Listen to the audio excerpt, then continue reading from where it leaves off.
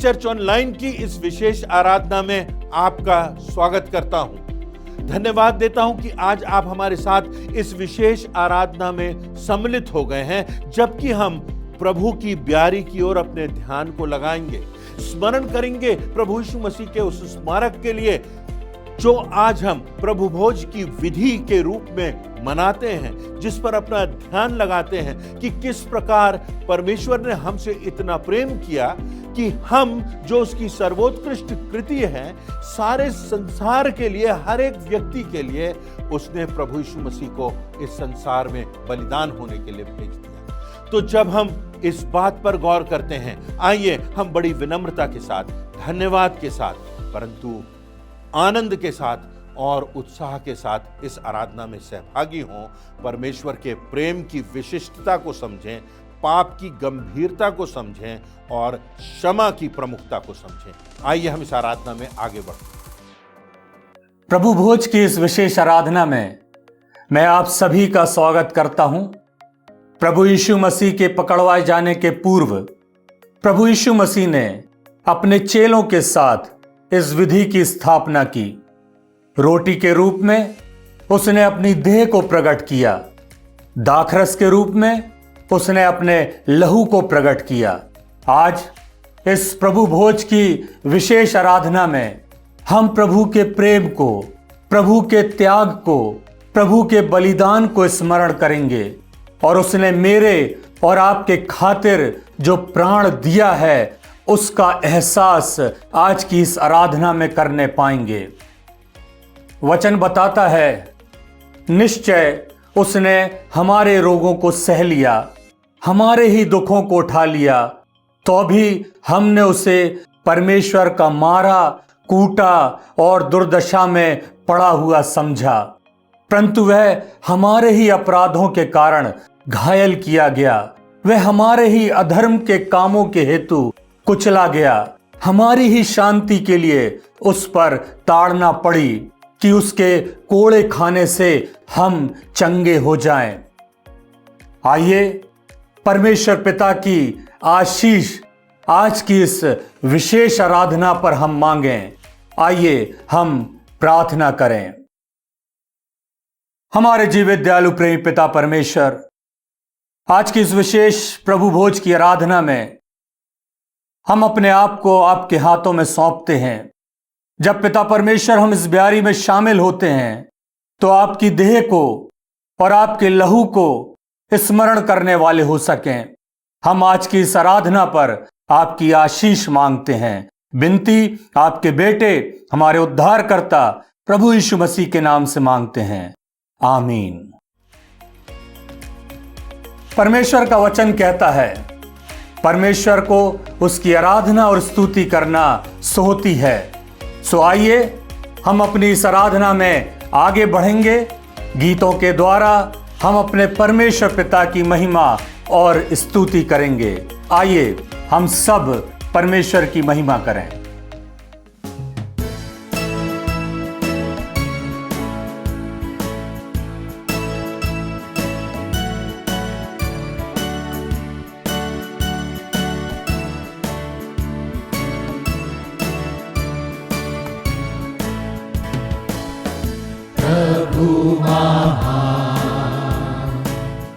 विचारू कार्य तेरे कितने अद्भुत जो तूने बनाए। देखूं तारे, सुनूं गर्जन भयंकर, सामर्थ तेरी सारे भूमंडल पर। प्रशंसा हो वे प्रभु यीशु की, कितना महान, कितना महान। प्रशंसा हो वे प्रभु यीशु की, कितना महान, कितना महान। के बीच में तराई मध्य विचरू मधुर संगीत मैं चिड़ियों का सुनूं। पहाड़ विशाल से जब मैं नीचे देखूं, झरने बहते लगती शीतल वायु। प्रशंसा हो रे प्रभु यीशु की, कितना महान, कितना महान। प्रशंसा हो रे प्रभु यीशु की, कितना महान, कितना महान। जब सोचता हूँ पिता ने अपना पुत्र मरने भेजा, है वर्णन से आपार। की क्रूस पर उसने मेरे पाप सब लेकर रक्त बहाया, कि मेरा हो उद्धार। प्रशंसा हो वे प्रभु यीशु की, कितना महान, कितना महान। प्रशंसा हो वे प्रभु यीशु की, कितना महान, कितना महान। मसीहा वे शासक तुरी का होगा, मुझे लेगा जहाँ आनंद महान। मैं झुकूंगा सातागर भक्ति दीनता, और गाऊंगा प्रभु कितना महान। प्रशंसा हो वे प्रभु यीशु की, कितना महान, कितना महान। प्रशंसा हो वे प्रभु यीशु की, कितना महान,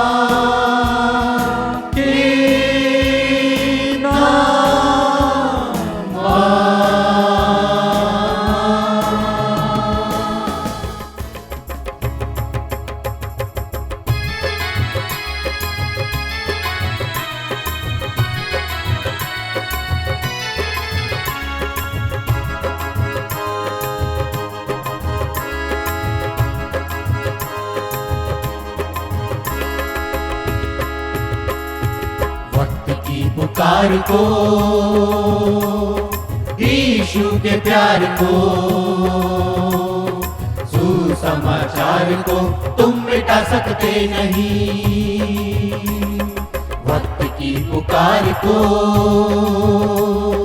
यीशु के प्यार को, सुसमाचार को तुम मिटा सकते नहीं। पुकार को। प्रभु यीशु मसीह के पकड़वाए जाने और उसकी मृत्यु के पूर्व एक बहुत प्रमुख घटना घटित होती है। प्रभु यीशु मसीह की बड़ी लालसा थी कि इससे पहले कि वह क्रूस की मृत्यु का दुख उठाए, वह अपने शिष्यों के साथ कुछ समय बिताना चाहता था। और प्रभु यीशु मसीह ने एक विशिष्ट स्थान तैयार किया सारे शिष्य वहां पर मौजूद थे और वहां पर एक ब्यारी होती है जिसको प्रभु भोज के नाम से हम आज भी जानते हैं।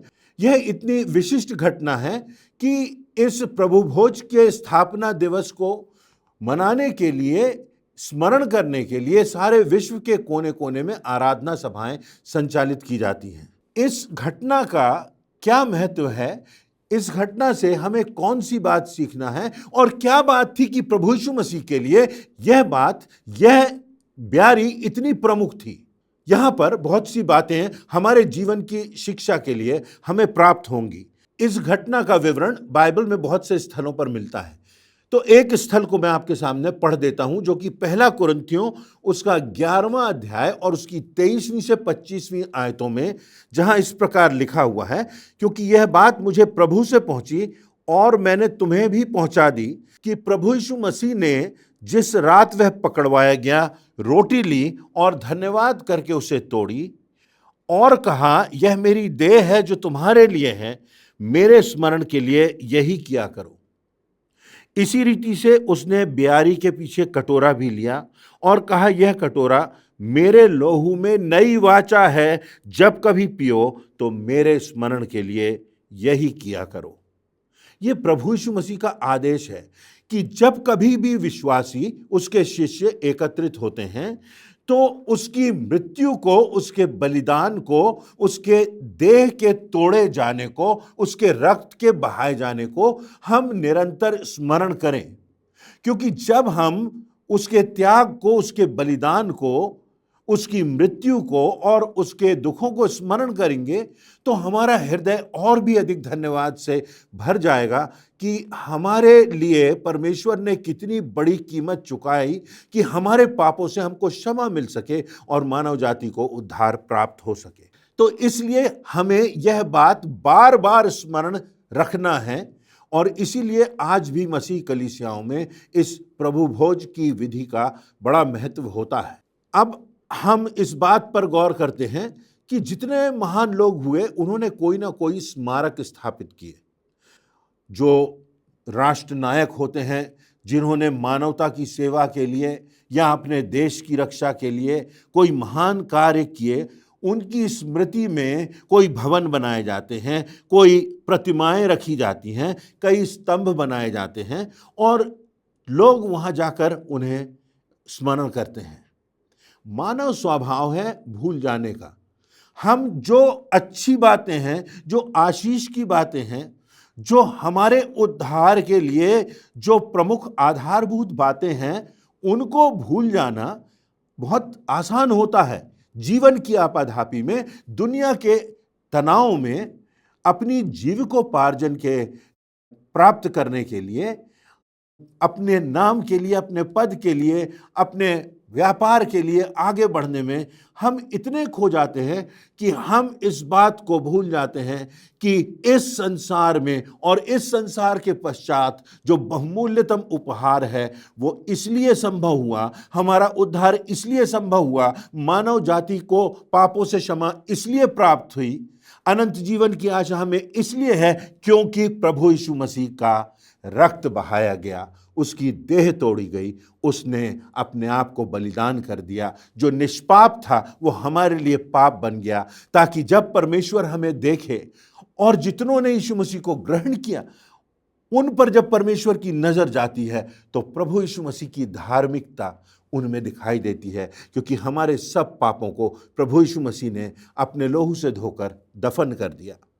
तो जब प्रभु यीशु मसीह ने इतना महान कार्य किया तो हमें इसे भूलना नहीं है, हमें इसको स्मरण रखना है और निरंतर स्मरण रखना है।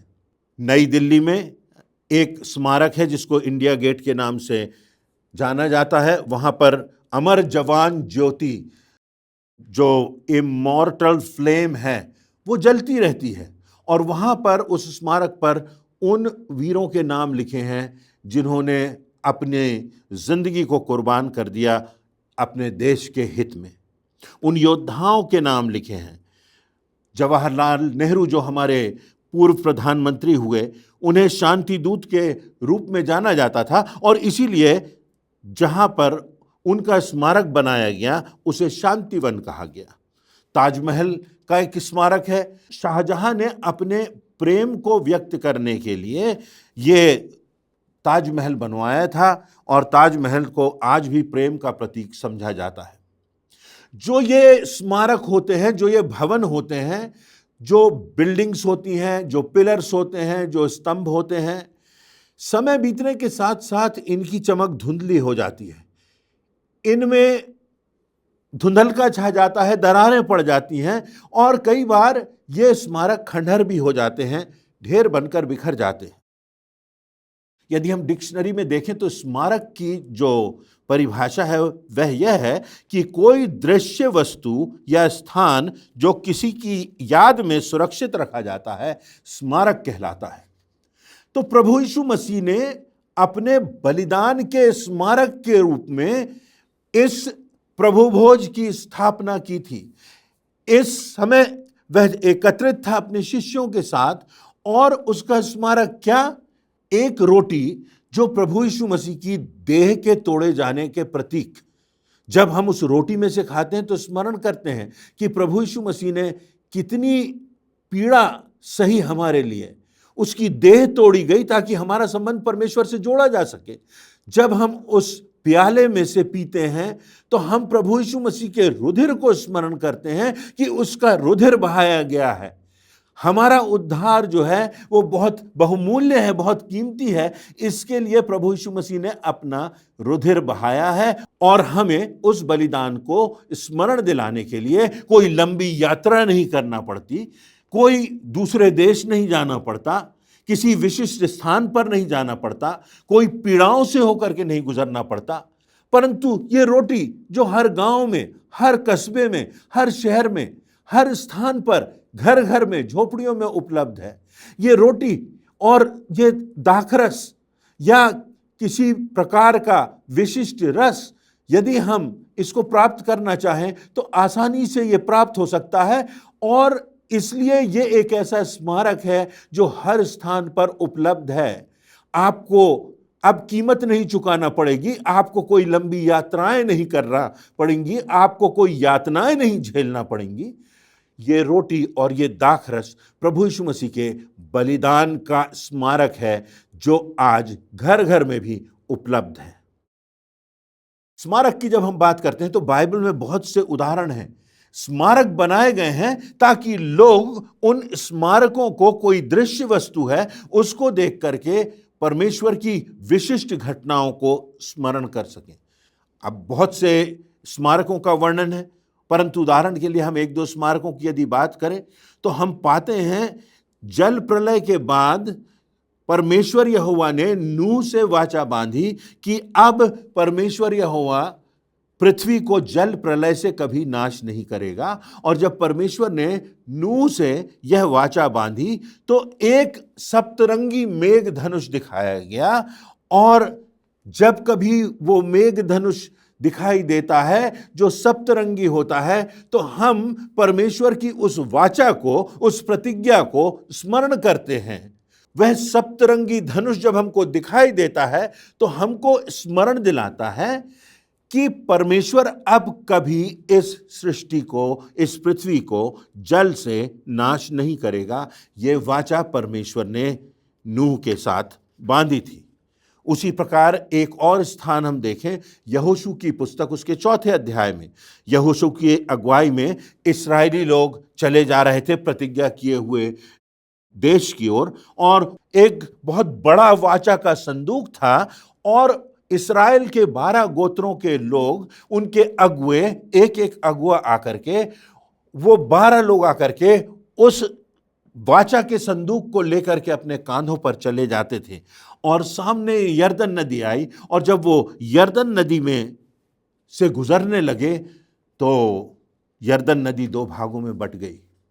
हमने यह भी देखा है कि किस प्रकार से इस्राएली जब स्वतंत्र हुए और उनके पीछे फिरौन की सेना थी, सामने लाल समुद्र था, तो किस प्रकार परमेश्वर ने महान आश्चर्य कर्म किया। लाल समुद्र को जैसे बांटा था, यरदन नदी को बांट दिया। और तब यहोशू ने कहा कि एक एक पत्थर उस नदी के किनारे से उठा ले, हर एक गोत्र का एक व्यक्ति एक एक पत्थर उठा ले, और जब वो यरदन को पार करके गिलगाल में आए तो उन 12 पत्थरों को वहां पर गाड़ दिया गया। और तब यहोशू उसके 4 अध्याय की 21वीं से 24वीं आयतों में इस बात का वर्णन बताता है, इस स्मारक का वर्णन बताता है। उसने अर्थात यहोशू ने इस्राएलियों से कहा कि आगे को जब तुम्हारे लड़के वाले अपने पिता से पूछें कि इन पत्थरों का क्या मतलब है, तो उन्हें स्मरण दिलाना कि जैसे तुम्हारे परमेश्वर ने लाल समुद्र को पार हो जाने तक हमारे सामने से हटाकर सुखा रखा था, वैसे ही उसने यरदन का भी जल तुम्हारे पार हो जाने तक तुम्हारे सामने से हटाकर सुखा रखा है, इसलिए कि पृथ्वी के सब देशों के लोग जान लें कि यहोवा का हाथ बलवंत है और तुम सर्वदा अपने परमेश्वर का भय मानते रहो। ये जो गिलगाल के पत्थर हैं, ये पत्थर स्मारक होंगे कि तुम आने वाली पीढ़ियों को बताओ कि यहोवा ने कैसे महान कार्य, आश्चर्य कर्म तुम्हारे बाप दादाओं और तुम्हारे पुरखाओं के लिए किए हैं, कैसे परमेश्वर ने उनको बचाया है, उनकी रक्षा की है, कैसे लाल समुद्र को और यरदन नदी को 2 भागों में बांटा। परमेश्वर के आश्चर्य कर्मों को स्मरण दिलाने के लिए ये 12 पत्थर हैं जो स्मारक हैं परमेश्वर के आश्चर्य कर्मों की। अब हम नए नियम में आ जाते हैं और इस प्रभु भोज के स्मारक की बात करते हैं जो प्रभु यीशु मसीह ने ठहराया था। और हम जानते हैं उसने अपना रक्त बहाया, उसकी देह तोड़ी गई, उसने शारीरिक, मानसिक और आत्मिक प्रताड़ना सही, यहाँ तक कि मृत्यु को सह लिया और हम सबों के लिए उद्धार का मार्ग खोला, मृत्यु पर विजय प्राप्त की और वह पुनर्जीवित हुआ, उसका पुनरुत्थान हुआ। इन सब बातों को स्मरण करने के लिए, प्रभु यीशु मसीह के महानतम बलिदान को स्मरण करने के लिए लिखा हुआ है कि जब कलीसिया की स्थापना हुई तो प्रेरितों के काम नामक पुस्तक उसका 2 अध्याय और 42वीं आयत में लिखा है कि उस कलीसिया की आराधना में क्या क्या होता था।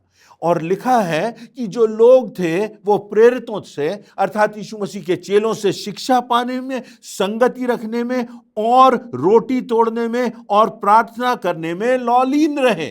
तो जब कलीसिया की स्थापना हुई तो उस आराधना में क्या होता था? उस आराधना में परमेश्वर की शिक्षा दी जाती थी।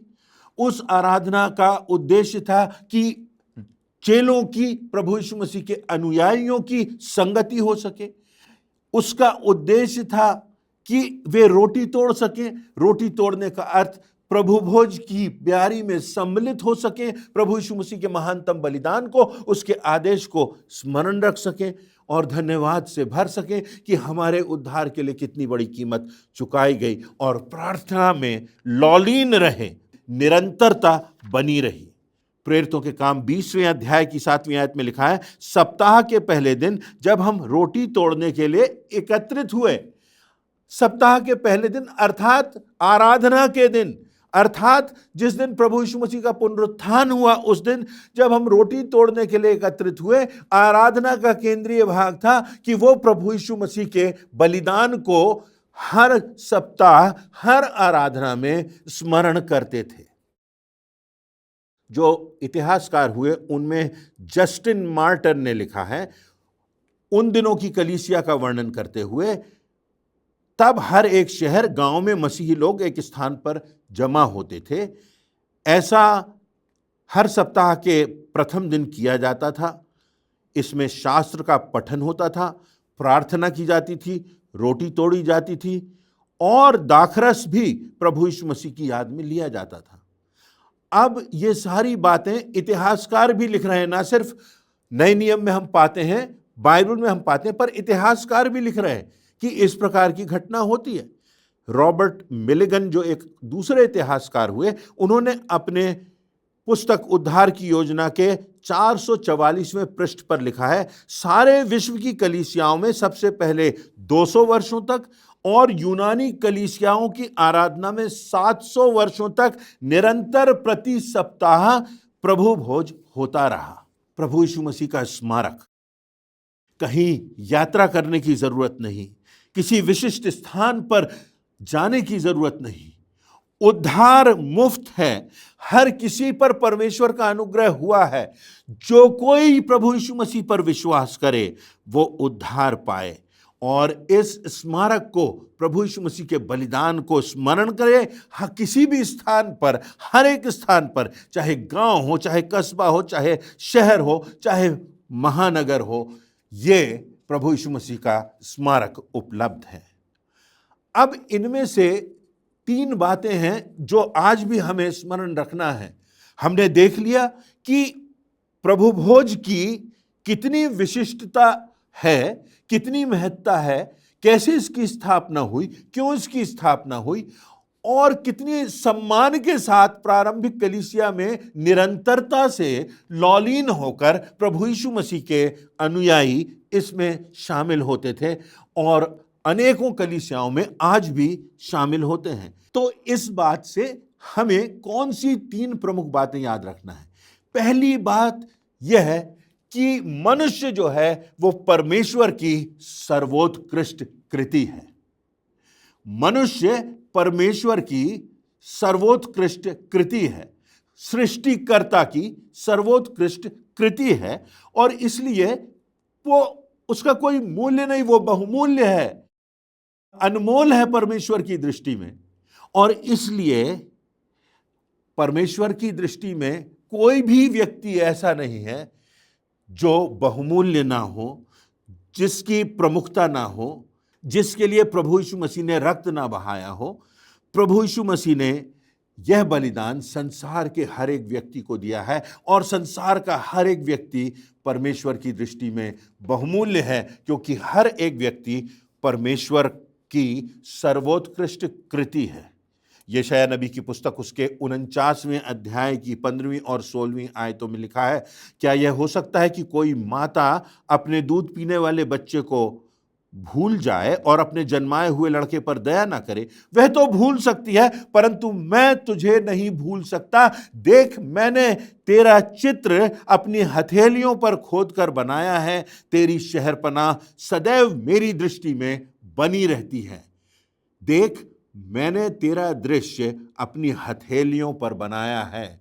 यदि हथेलियों पर कोई खोद कर दृश्य बनाएगा तो उसमें से खून निकलेगा, रक्त निकलेगा, और ये रक्त जो प्रभु यीशु मसीह ने बहाया है परमेश्वर की सर्वोत्कृष्ट कृति को बचाने के लिए, उसका उद्धार करने के लिए, वो बहुमूल्य है, वो अनमोल है और इसलिए हर एक व्यक्ति परमेश्वर की दृष्टि में बहुमूल्य है, अनमोल है। और जब कोई व्यक्ति प्रभु यीशु मसीह को ग्रहण करता है, परमेश्वर उसे अपनी संतान होने का अधिकार देता है। परमेश्वर उसे उसके पापों को क्षमा करता है और परमेश्वर उसको नया जीवन देता है, उसको मृत्यु के बाद अनंत जीवन देता है। हमारा परमेश्वर के साथ एक खून का रिश्ता है और ये खून वह खून है जो प्रभु यीशु मसीह ने हमारे लिए बहाया। प्रभु यीशु मसीह ने हमसे इतना प्रेम किया कि उसकी देह तोड़ी गई, उसका रक्त बहाया गया। और इसीलिए लिखा है कि तुम अपने नहीं हो, तुम मोल लेकर लिए गए हो। परमेश्वर ने तुम्हें अपना बनाया है, तुम्हारे लिए एक बड़ी कीमत परमेश्वर ने चुकाई है प्रभु यीशु मसीह के बलिदान के द्वारा। और इसलिए हमारी जिंदगी में क्या प्रमुख होना चाहिए? हमारे मालिक की इच्छा, जिसने हमें बचाया, जिसने हमें जीवन दिया, जिसने हमारा उद्धार किया, जिसने हमको बचाने के लिए, अनंत जीवन के लिए, नया जीवन देने के लिए, पापों की क्षमा के लिए, जो इस हद तक चला जाता है कि अपने एकमात्र पुत्र प्रभु यीशु मसीह को इस संसार में भेज देता है कि मेरे और आपके लिए वो अपने आप को बलिदान कर दे। दूसरी बात, एक चेतावनी की बात है जो हमें स्मरण रखना है। वह यह है कि पाप की समस्या के प्रति परमेश्वर गंभीर है। परमेश्वर तो पवित्र पवित्र पवित्र और महापवित्र है और इसलिए यह संभव नहीं कि पाप का उस महापवित्र परमेश्वर के साथ मेल हो सके। हम सोचते नहीं कभी कभी कि पाप कितना गंभीर है। पाप हमारी आदत बन जाता है, छोटी छोटी बातों में हम समझौता करते हैं, झूठ बोलते हैं, हमारी मानसिकता दूषित हो जाती है, गलत विचार आते हैं, गलत कार्य करते हैं और हमको लगता है जैसे हमने कुछ किया ही नहीं, समझौते कर लेते हैं। परंतु पाप गंभीर बात है, परमेश्वर की आज्ञाओं का उल्लंघन है, परमेश्वर को नकार देना है।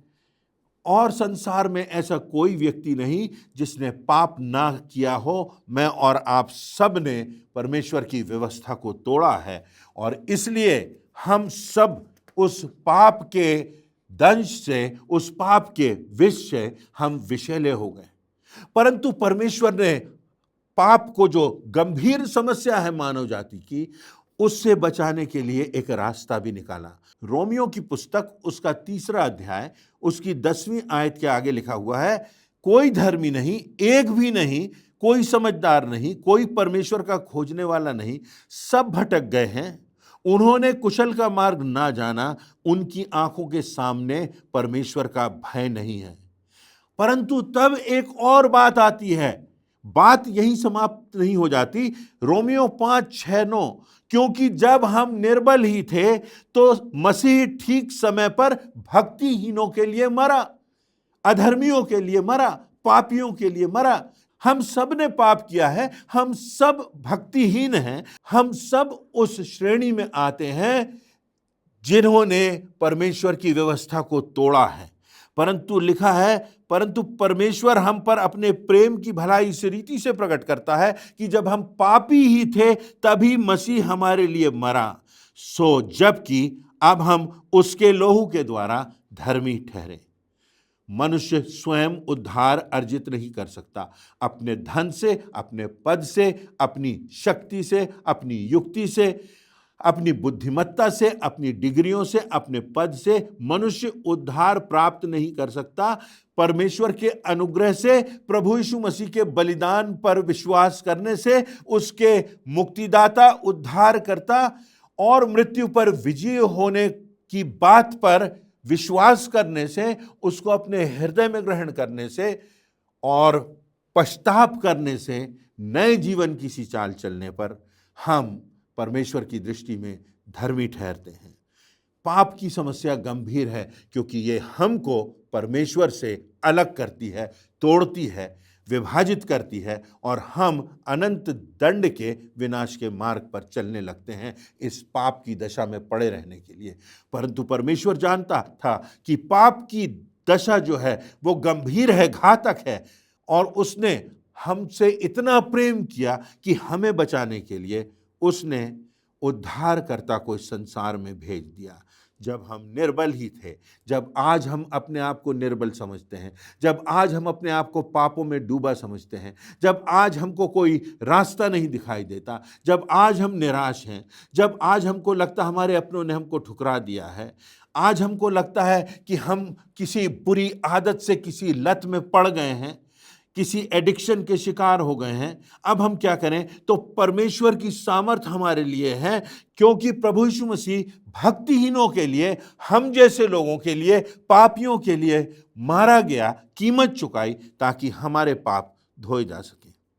और तीसरी और अंतिम बात यह है कि परमेश्वर की योजना स्वीकार करने पर हमें क्षमा का दान मिलता है। ये परमेश्वर का दान है, क्षमा का दान। और जब हमको क्षमा मिल जाती है तब हम परमेश्वर के सामने निष्पाप होकर के हम उसके संतान होते हैं। हम प्रभु यीशु मसीह के रक्त से शुद्ध होकर के परमेश्वर के सामने खड़े होते हैं और मृत्यु के बाद स्वर्गधाम में प्रवेश करते हैं।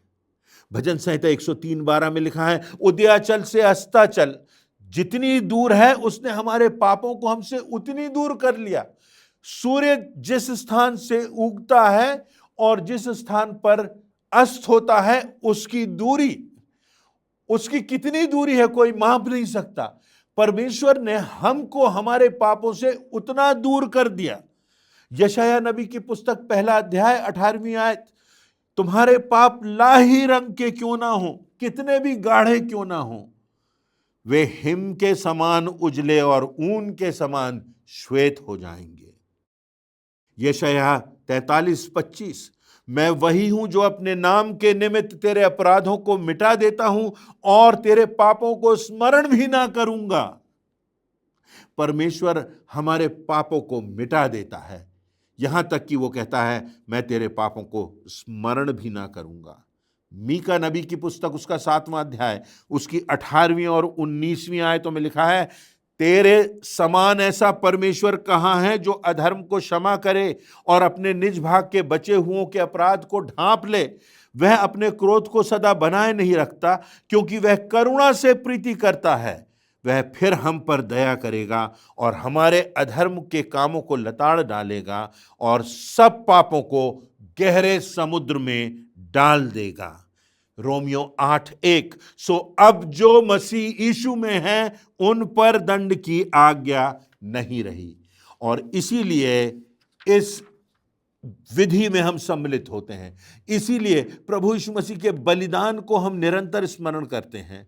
इसीलिए यह प्रभु का स्मारक हमारे लिए आराधनाओं का केंद्र होता है। जब हमने प्रभु यीशु मसीह के रक्त को, उसकी देह को तोड़े जाने के मर्म को समझ लिया है और उसके बलिदान में जो रक्त बहाया गया, जो देह तोड़ी गई, उसके प्रतीक रोटी और दाखरस को हम जब खाते हैं और पीते हैं तो हम में प्रभु यीशु मसीह की शोभा दिखाई देना चाहिए। हम में वो फल दिखाई देना चाहिए, आत्मा का फल, प्रेम, आनंद, मेल, धीरज, कृपा, भलाई, विश्वास, नम्रता, संयम, ये सारी बातें हम में दिखाई देना चाहिए। और तब विनम्रता के साथ हम इस मेज की सहभागिता में शामिल होते हैं। जैसा कि लिखा हुआ है, जैसा मैं हूं बिन योग्यता, पर लेकर आसरा लहू का और सुनकर आमंत्रण तेरा, मसीह मसीह मैं आता हूं। परमेश्वर के मेमने मैं आता हूं। प्रभु यीशु मसीह का स्मारक जीवन का स्मारक, आशा का स्मारक, नए जीवन का स्मारक, पापों की क्षमा का स्मारक, हमारे उद्धार का स्मारक, हमारे अनंत जीवन का स्मारक, हमारे वर्तमान का स्मारक, हमारी अतीत की दशाओं का स्मारक, हमारे भविष्य की उज्जवल आशा का स्मारक, प्रभु यीशु मसीह का यह बलिदान, यह मानव जाति के उद्धार का केंद्र। आइए हम इसमें बड़ी विनम्रता के साथ, बड़ी शालीनता के साथ, धन्यवादित हृदय से सहभागी हों। परमेश्वर इन वचनों से आपको आशीष दे। आज के वचन के लिए परमेश्वर और उसके दास को धन्यवाद देते हैं। आराधना में अब हम आगे बढ़ेंगे, प्रभु की मेज में शामिल होंगे और इस गीत के द्वारा हम अपने मनों को तैयार करेंगे।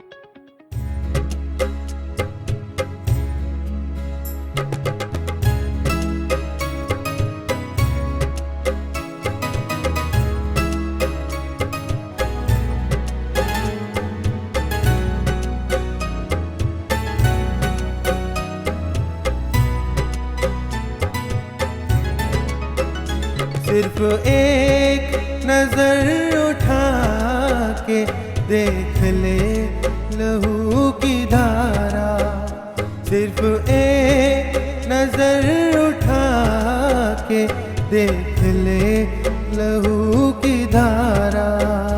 तेरे पाप धुल सकेंगे आज ही मसीह के द्वारा, तेरे पाप धुल सकेंगे आज ही मसीह के द्वारा।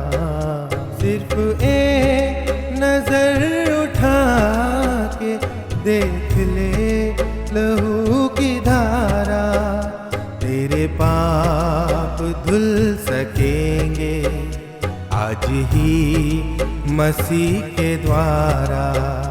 तेरे पाप धुल सकेंगे आज ही मसीह के द्वारा।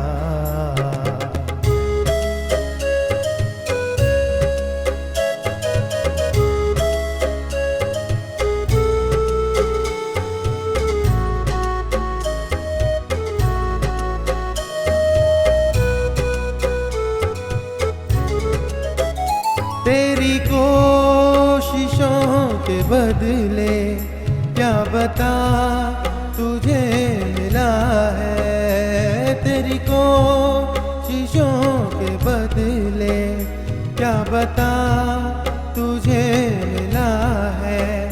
जिंदगी खुशी से भर दे कोई ऐसा सिलसिला है, तुझे कुछ न दे सकेगा तेरे भाग्य का सितारा, तुझे कुछ न दे सकेगा तेरे भाग्य का सितारा।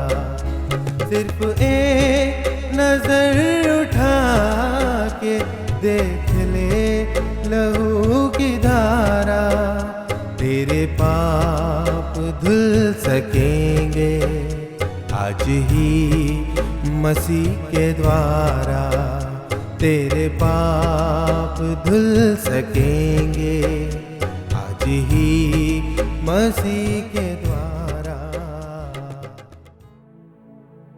इस्राएलियों में फसह का पर्व सबसे अधिक महत्वपूर्ण पर्वों में से माना जाता है।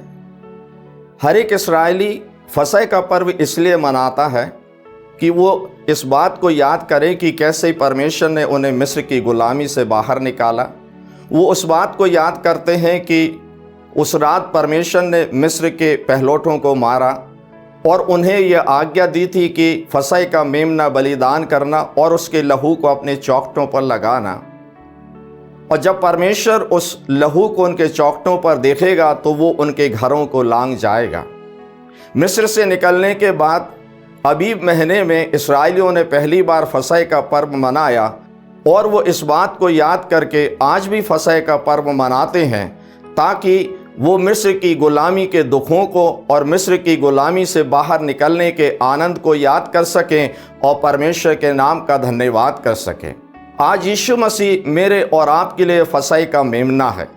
यूहन्ना ने जब यीशु मसीह की ओर देखा तो कहा, देखो परमेश्वर का मेमना जो जगत के पाप उठा ले जाता है। यीशु मसीह मेरे और आपके लिए क्रूस पर बलिदान हुआ और इसलिए मैं और आप अंतिम ब्यारी में शामिल होते हैं। आइए इसके पहले कि हम अंतिम ब्यारी में शामिल हों अपने आप को तैयार करें। वो रात आ गई थी जब यीशु मसीह शिष्यों के साथ फसह का पर्व मना रहा था। उसने रोटी ली और धन्यवाद करके तोड़ी और अपने शिष्यों को देकर कहा, लो खाओ, यह मेरी देह है जो तुम्हारे लिए तोड़ी जाती है। इसी प्रकार उसने खाने के पीछे कटोरा भी लिया और धन्यवाद करके कहा, ये कटोरा मेरे उस लहू में जो तुम्हारे लिए बहाया जाता है नई वाचा है। जब जब तुम इसे पियो मेरे स्मरण के लिए यही किया करो। आइए हम प्रार्थना करें। दयालु सामर्थी परमेश्वर, हम आपका लाखों लाख धन्यवाद करते कि अपने वचन के द्वारा आप हमको सिखाते और समझाते हैं। हम आपका लाखों लाख धन्यवाद करते हैं प्रभु कि फसह की मेज में हम शामिल हो सकते और आपके दुखों को याद कर सकते हैं। आपने परमेश्वर हमारे लिए उस दंड को सह लिया और हमें अपने अनुग्रह से आपने बचा लिया है। सामर्थी परमेश्वर, हम अपने पापों को मान लेते हैं और हम ये विश्वास करते हैं कि आपके लहू बहाए जाने के द्वारा हमें पापों से मुक्ति मिली और आपने हमें स्वतंत्र किया। प्रार्थना यीशु नासरी के सामर्थी नाम से मांगते हैं, आमीन। जितनों ने भी यीशु मसीह पर विश्वास किया और पिता, पुत्र और पवित्र आत्मा के नाम से विधि पूर्वक बपतिस्मा लिया, वे ही इस आराधना में सम्मिलित हो सकते हैं। परमेश्वर की मेज तैयार है, आप इसमें सम्मिलित होकर परमेश्वर की आशीषों को प्राप्त कर सकते हैं।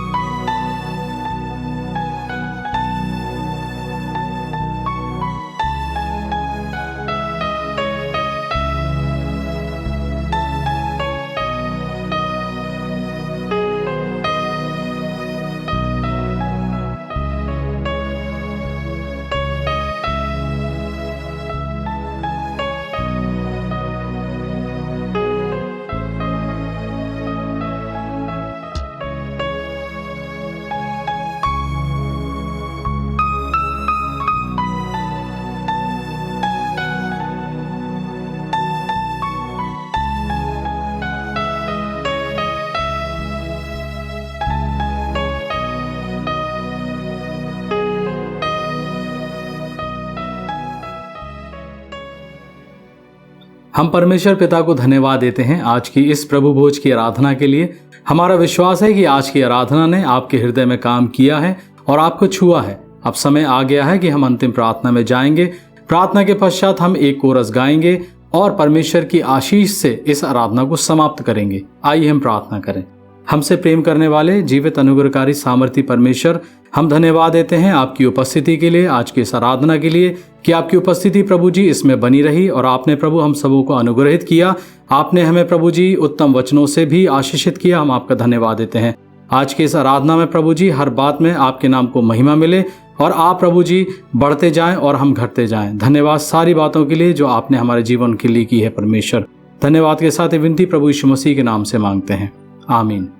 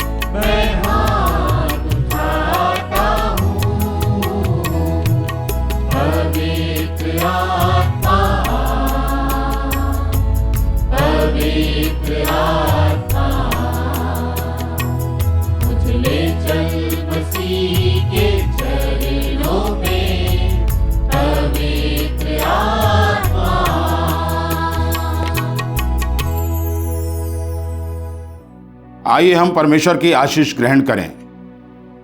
अब हमारे परमेश्वर पिता का प्रेम, प्रभु यीशु मसीह का अनुग्रह और पवित्र आत्मा की शांति और सहभागिता हम सब विश्वासियों पर आज से लेकर अनंत तक होती रहे।